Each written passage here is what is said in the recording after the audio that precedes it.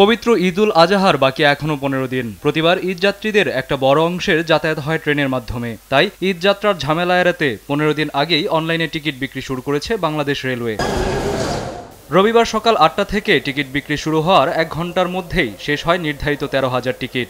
একই সাথে সহজ.com-এর ওয়েবসাইটে ভিজিট করেছেন 60 লাখেরও বেশি মানুষ।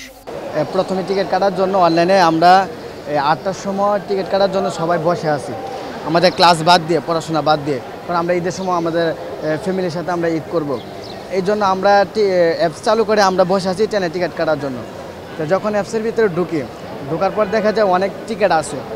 যখন আমরা ক্লিক করি আমাদেরকে এখানে প্লিজ মানে অ্যালাই করতেছে না ওরা, মানে আমাদের ভিতরে ঢুকতে যায়, কিন্তু দেখা যাইতেছে 2 মিনিটের ভিতরে সম্পূর্ণ টিকিট শেষ হয়ে যাচ্ছে।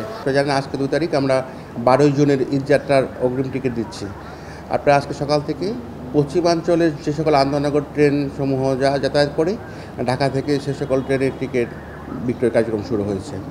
সকাল থেকে প্রথম ঘন্টায় অর্থাৎ সকাল 8টা থেকে 9টায় যে প্রাপ্ত পরিসংখ্যান অনুযায়ী প্রায় 13,000 টিকিট বিক্রি হয়েছে। আর এই 13,000 টিকিটের জন্য প্রথম আধা ঘন্টা অর্থাৎ সকাল 8:30 পর্যন্ত আমাদের হিট পড়েছে প্রায় 60 লাখ। গতবারের মতোই এবারেও অনলাইনে বিক্রি হবে শতভাগ টিকিট। সাংবাদিকদের প্রশ্নের জবাবে স্টেশন ম্যানেজার জানান, অনলাইনে টিকিট ব্ল্যাক বা সিন্ডিকেট হওয়ার সম্ভাবনা কম। তাছাড়া এনআইডির সাথে টিকিট না মিললে গুনতে হবে জরিমানা। অনলাইনে টিকিটের ব্ল্যাকের বিষয়টা আগে ধরুন কিছুটা আমি মনে করি অসম্ভবই, মানে এখন যার এনআইডি দিয়ে টিকিট কাটতে হয়, রেজিস্ট্রেশন করতে হয়। আর টিকিট যার ভ্রমণতা সেটা নিশ্চিত আমাদের রেলওয়ে টিটির আছেন যারা ভ্রাম্যমাণ টিকিট পরীক্ষা করেছেন, তারা একদম জরিমানা করেছেন 1200 জরিমানা, অর্থাৎ এনআইডি যদি সাথে না মিললে 1200 জরিমানা আদায় করা হচ্ছে।